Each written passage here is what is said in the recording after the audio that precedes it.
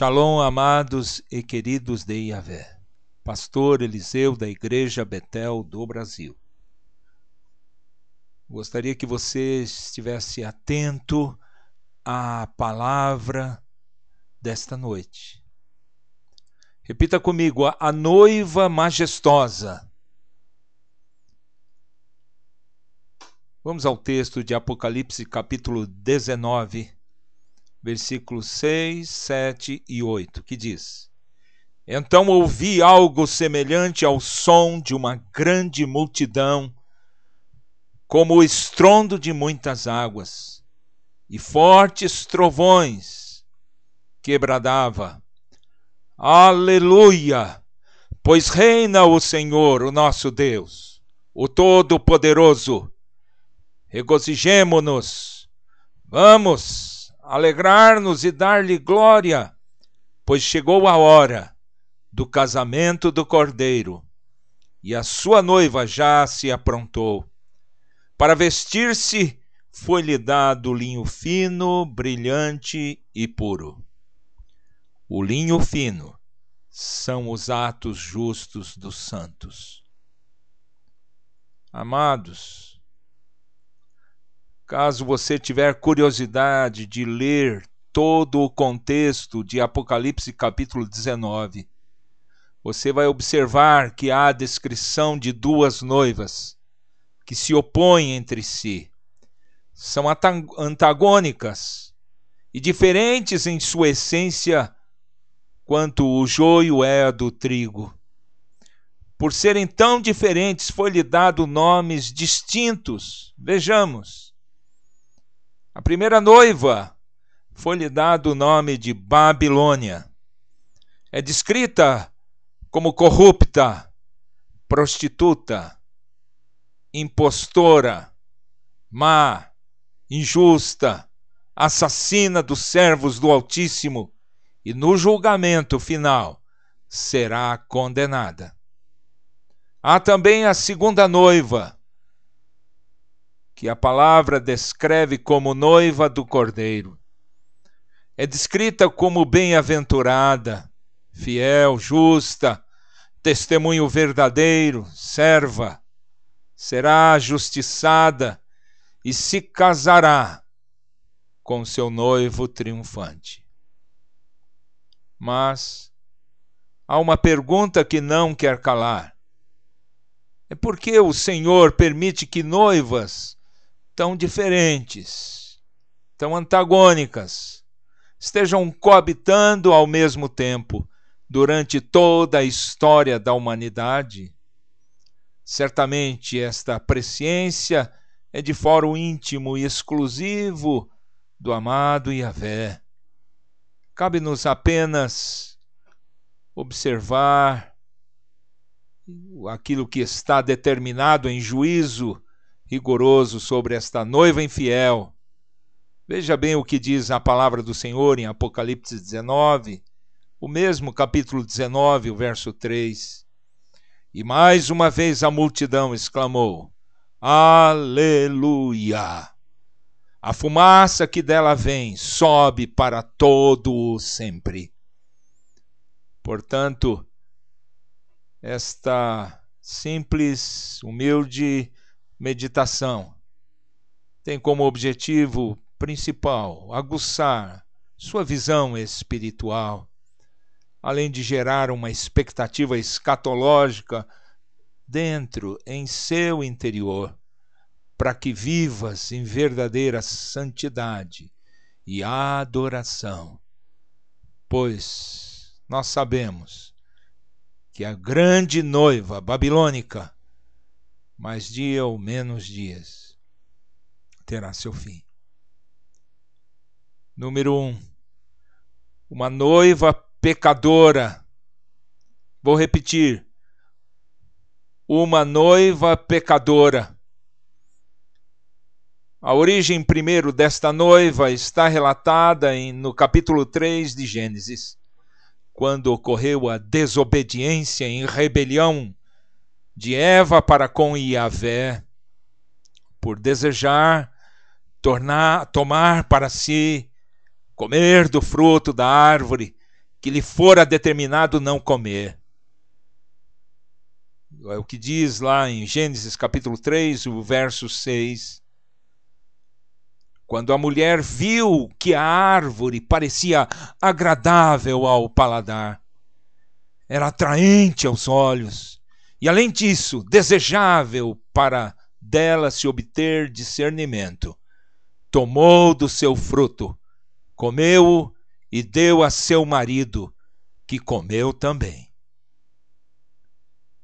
Amados, como consequência pelo seu pecado, o seu próprio ventre também foi amaldiçoado e passou a gerar, passou a dar à luz filhos que lhe trariam muitas tristezas, sofrimentos, pois agiriam também à semelhança de Eva em rebelião a Yahvé.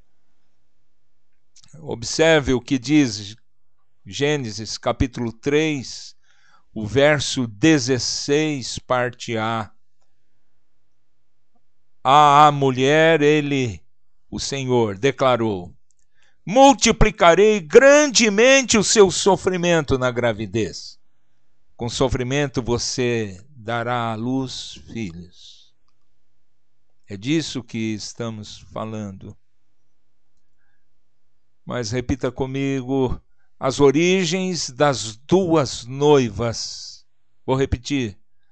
As origens das duas noivas. Amado, toda vez que alguém entra em desobediência, há um princípio na palavra de Deus. Se entramos em desobediência, isto é uma rebelião direta ao Senhor. E por isso abre-se uma porta para a sua própria condenação. Sabemos que a todo pecado, é claro, haverá consequências. Da mesma forma, isto ocorreu lá no Jardim das Delícias, desde o princípio, com os primeiros homens. Observe como houve uma multiplicação daquela pequena semente pecaminosa na história das ofertas dedicadas a Yahvé por Caim e Abel. Note, aquelas ofertas eram distintas, as duas. Eram duas adorações e ocorrem quase ao mesmo tempo, com o mesmo propósito. Uma realizada por Caim e a outra realizada pelo seu irmão Abel. Ambos, claro, irmãos, filhos de Eva. Mas eu gostaria de que nós observássemos que as ofertas dos irmãos tinham o mesmo objetivo. Observe comigo. Primeiro, a oferta para agradar e louvar ao Senhor pelas suas realizações. Não foi isso? Segundo, todas elas foram em oferecimento voluntário, ou seja, o seu melhor foi dado ao Senhor, tanto pelo produto originário da agricultura, como foi o caso de Caim, como o produto originário dos rebanhos do Abel. Há de se convir também que as ofertas, objetivamente falando, são extremamente diferentes entre si. Observe comigo. Há duas diferenças básicas. A primeira é que a oferta de Caim foi linda. Você já imaginou? Era o resultado magnífico de sua ostentação, da produção agrícola racional, do enebriamento dos sentidos. Você poderia sentir os cheiros, a estética impecável, a visão multicolorida das folhas, das flores e frutos, assim como aqueles sabores afrodisíacos. A segunda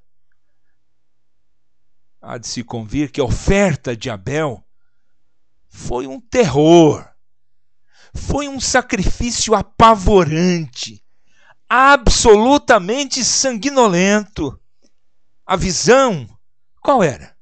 Era de um animal inocente se esvaindo em sangue, tingindo tudo o que está ao seu redor, golfando sangue, agonizante em cima de uma pedra, sob um olhar comovido de Abel, que certamente o fazia em meio às lágrimas. Caro betelita, pense, qual das ofertas você sinceramente escolheria? Eu não te condeno, mas com certeza a oferta de Caim, pois era muito mais bonita. Dá para comparar uma cascata, um arranjo de frutas perfeitamente organizadas, multicoloridas, frutos maduros, aromas maravilhosos, não é mesmo? Mas o Senhor aceitou a oferta de Abel, que é aquela visão agonizante de um animal sendo sacrificado sobre uma pedra tingida, uma pedra qualquer. Observe as diferenças sutis naqueles cultos ao Senhor. O primeiro deles é que era o culto de Caim, é conduzido pela melhor produção mental, religiosa, formalíssima, esquematizada, totalmente ordeira, arquitetada pelo raciocínio, formatada pela estética puramente humana. Por outro lado, o culto de Abel é conduzido pela absoluta falta de controle, incapacidade, nenhuma interferência humana, nada fora pré-determinado, era o fruto singelo de um adorador diante de uma visão aterradora, de um animal perdendo a vida, e lá no coração do ofertante um sentimento de impotência diante da vida, diante de uma sentença de morte que consumia a sua alma. E lá no fundo dizia: toda alma que pecar, esta morrerá. E um anseio absurdo por retornar ao jardim do Éden. Eu pergunto, da onde Abel vem com esse tipo de oferta? Ele, Abel, certamente tinha esta consciência, pois ouviu o relato desolador de seu pai Abraão a respeito da história infeliz do pecado que vivenciou no jardim do Éden. Abel também tinha firme, claro, ele se lembrava que por causa do pecado da desobediência, da arrogância praticada por seus pais, houve a expulsão do Jardim das Delícias, produzindo mudanças catastróficas em suas vidas. Observe o que diz em Gênesis 3:23. Por isso o Senhor Deus o mandou embora do jardim do Éden, para cultivar o solo do qual lhe fora tirado. Abel tinha uma imagem em sua mente, ao se lembrar constantemente que Yahvé também sacrificou naquela oportunidade um animal inocente e com a sua pele cobriu-os de sua nudez. É o que diz em Gênesis 3:21. O Senhor Deus fez roupas de pele e com elas vestiu Adão e sua mulher. Eu gostaria de falar um terceiro ponto Repita comigo: as duas noivas foram se distanciando. Vou repetir: as duas noivas foram se distanciando. Então, desde aquele acontecimento, houve quase imperceptível uma divisão de águas. Um divisor entre aquelas duas adorações. No começo já eram diferentes, com certeza. Mas daquela adoração gerou-se duas noivas. Uma noiva falsa e outra noiva verdadeira. A primeira vez, a noiva falsa, cada vez mais se corrompendo, e a outra, cada vez mais se santificando. As diferenças, amados, foram paulatinamente aumentando, até que houve um distanciamento tão significativo entre elas, que houve uma grande guinada. A primeira noiva, descendência direta de Caim, sua oferta, também adora a Yahvé, o Senhor. Veja lá no capítulo 11 de Gênesis, que de repente, do nada, reuniu uma multidão incontável, como nunca houve outrora na história da humanidade. Veja comigo, onde sobre uma forte liderança, eles proclamaram naquela oportunidade. Abra comigo lá as Escrituras, em Gênesis capítulo 11, versículo 1 a 4. Meditemos juntos. No mundo todo havia apenas uma língua, um só modo de falar. Saindo os homens do Oriente, encontraram uma planície em Sinear, e ali se fixaram. Disseram uns aos outros: vamos fazer tijolos e queimá-los bem. Usavam tijolos em lugar de pedras e piche em vez de argamassa. Depois disseram: vamos construir uma cidade com uma torre que alcance os céus. Assim nosso nome será famoso e não seremos espalhados pela face da terra. Eis agora o grande divisor de águas. Eles acrescentaram outros elementos estranhos como, vamos lá, o tijolo, sim, o betume, a argamassa, nos cultos e ofertas dedicados a Yahvé. Pasme, mas foi isto. Bem, eu de maneira alguma posso deixar de contextualizar este texto. Então preste atenção comigo. Alô, presta atenção.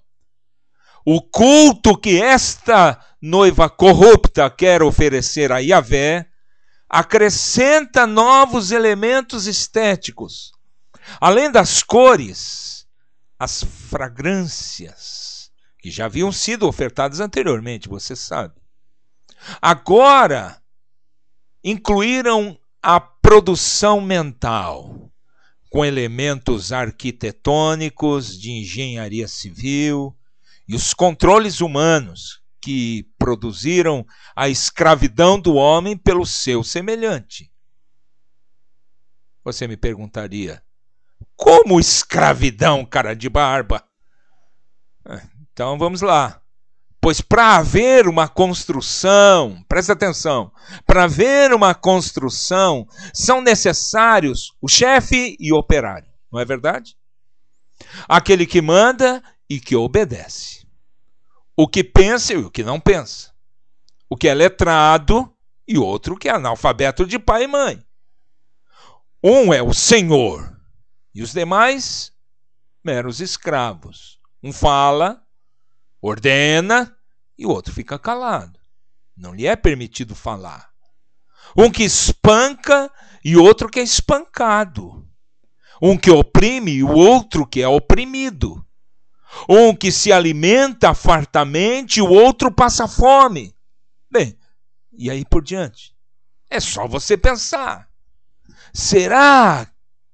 Eu pergunto, será que havia este tipo de conduta no Jardim das Delícias? Foi assim que o Senhor criou? Então,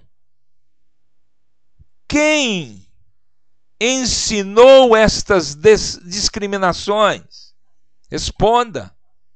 Sim, para quem respondeu Satanás, é verdade. Bem, como posso fazer isto? Explicar isto mais claramente para os nossos dias.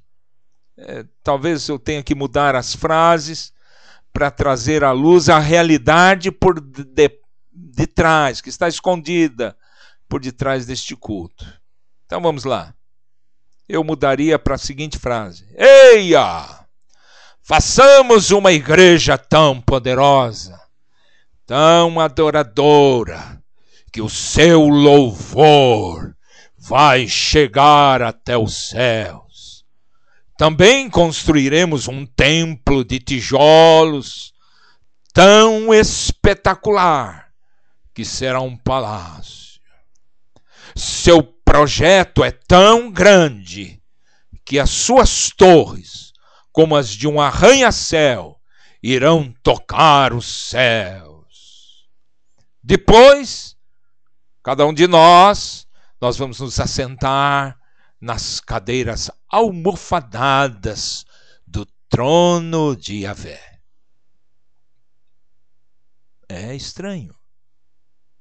Mas esta é a realidade nua e crua que está por detrás deste texto. Esta é a visão de uma noiva corrupta. Mas para aí, de maneira alguma, vai muito mais além. Ponto 4. Repita comigo. Declarações da falsa noiva. Vou repetir. Declarações da falsa noiva. Bem, vejamos então estas declarações. As características de uma adoração capenga foram produzidas por esta falsa noiva, nos mesmos moldes estabelecidos em Babel.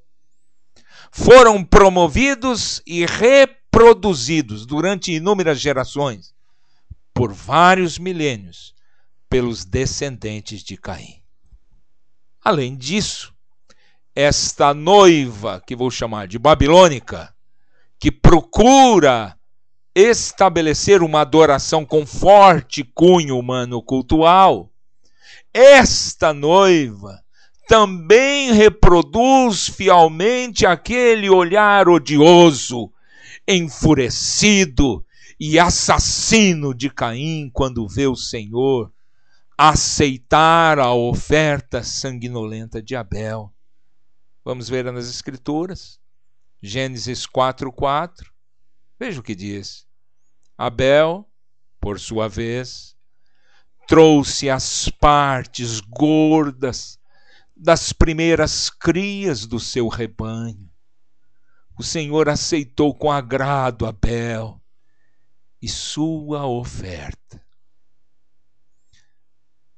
Ao invés da outra noiva olhar para si mesma, para sua oferta, fazer uma autoanálise, questionar por que sua oferta não foi aceita, prefere lançar palavras de maldição sobre Abel, que corresponde à noiva verdadeira.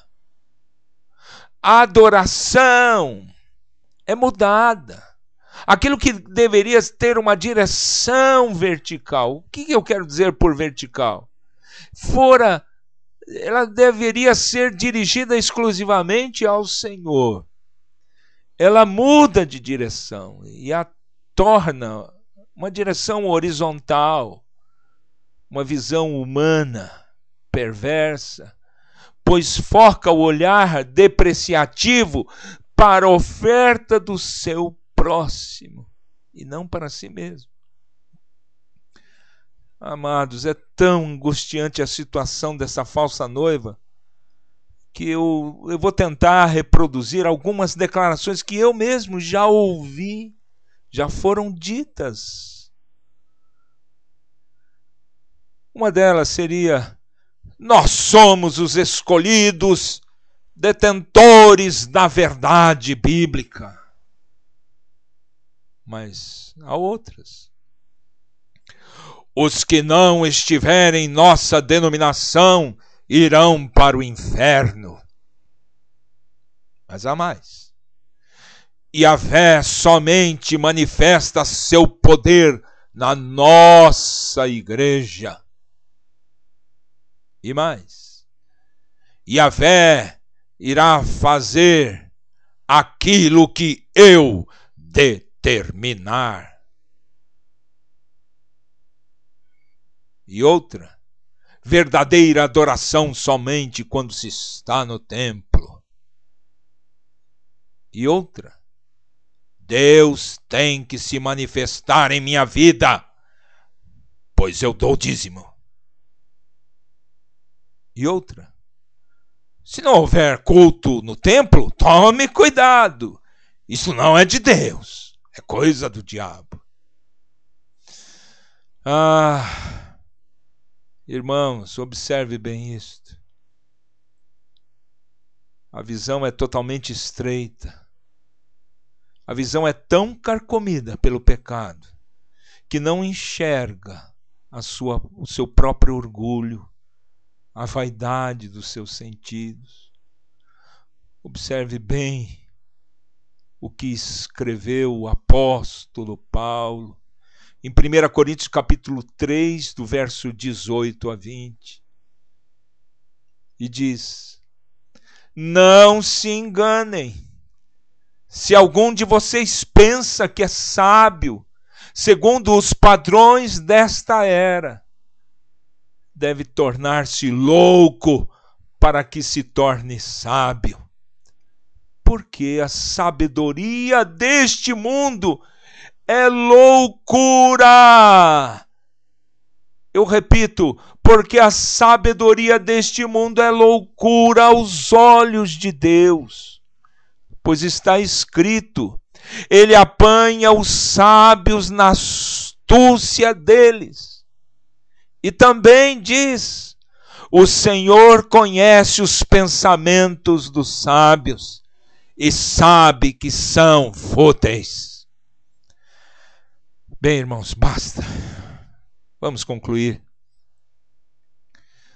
É evidente, amados, que eu não sou juiz, não fui constituído julgador de nenhuma das suas atitudes, mas, e sempre cabe um mas na história, cabe-nos perfeitamente, neste momento, fazer algumas análises sobre estas duas noivas e dar alguns alertas. Primeiro deles, tome cuidado. Alô? Tome cuidado com a noiva babilônica do Apocalipse, cujas raízes estão ligadas fortemente a Caim e a antiga Torre de Babel. Ponto 2. Tome muito cuidado.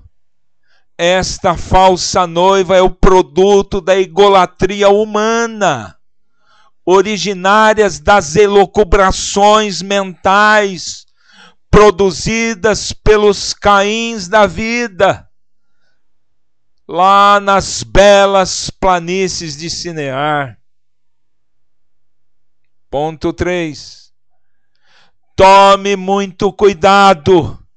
Estas falsas adorações na esfera estética foram engendradas pelos descendentes de Caim e são altamente reprováveis perante o Altíssimo.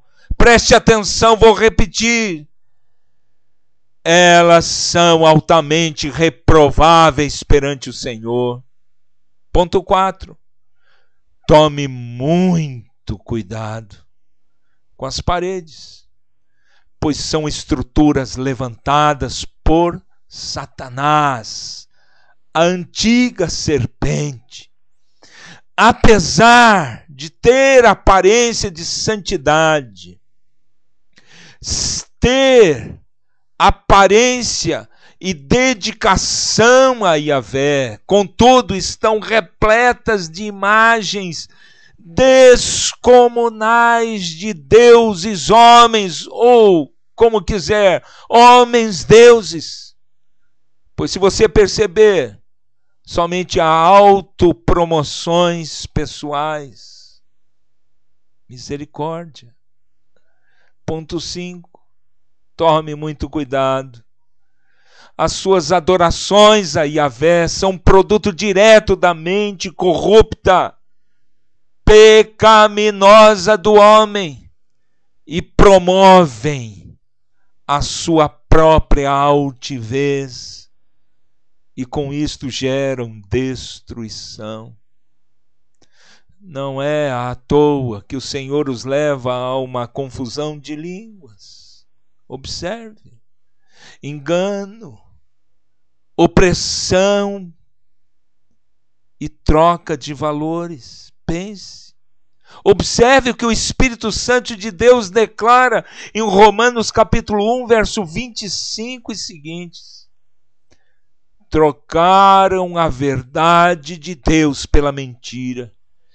Adoraram e serviram a coisas e seres criados em lugar do Criador, que é bendito para sempre. Amém. Amados, eu insisto, todas estas adorações babilônicas reproduzem uma adoração inaceitável aos olhos de Yahvé, e é inerente à noiva enganadora, cujo fim está próximo. Ela será destruída.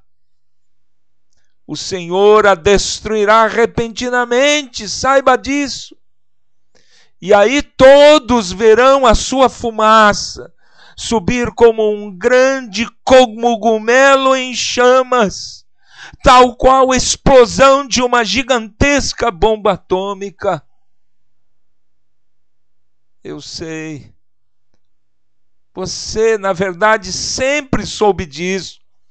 A noiva verdadeira sempre irradiará pureza, docilidade, transparência, adoração ininterrupta, comunhão 24 horas por dia, diálogo amoroso entre o Pai eterno e seu Filho.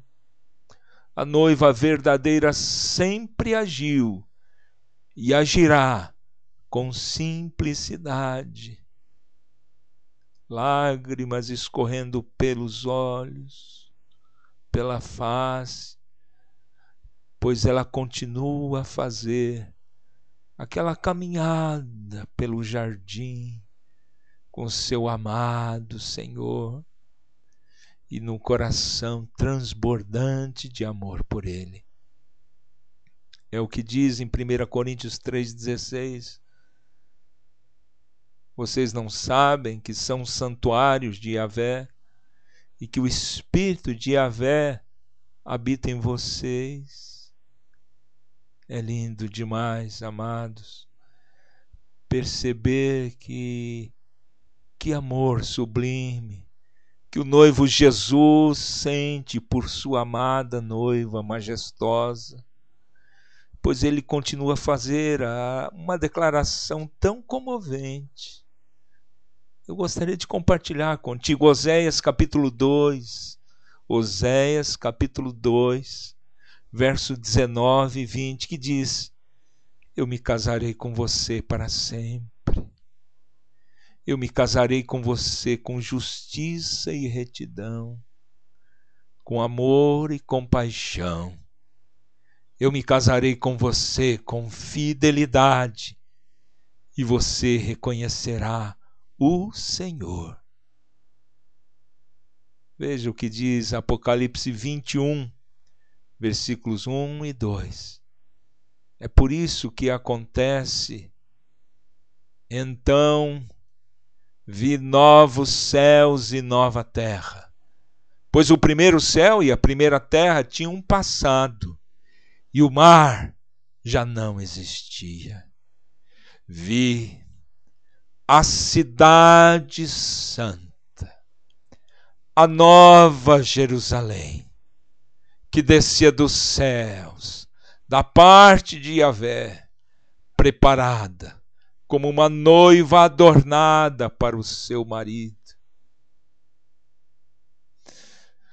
Apocalipse 22, 17. Veja o que diz. Apocalipse 22, 17.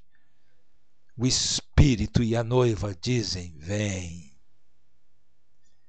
E todo aquele que ouvir, diga: vem. Quem tem sede, venha. E quem quiser, beba de graça da água da vida. Meu amado filho, Betelita de Yahvé, faça agora, nesse instante, a sua autoanálise e me diga com sinceridade: já pensou em qual destas noivas você tem pertencido? Qual delas realmente você está? Na noiva que busca formas, cheiros, ou naquela que busca a essência da adoração, as lágrimas? Eu gostaria de orar por você nesse momento. Que o Senhor possa abrir o teu coração e a tua mente para a compreensão desta palavra. Pai amado, em o nome de Jesus Cristo, teu Filho amado, imprime neste coração agora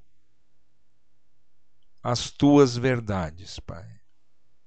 Não a verdade do mundo, nem a verdade, Senhor, daquela igreja, daquela noiva babilônica, mas que o Senhor possa trazer verdadeiros adoradores, que te adorem em espírito e em verdade.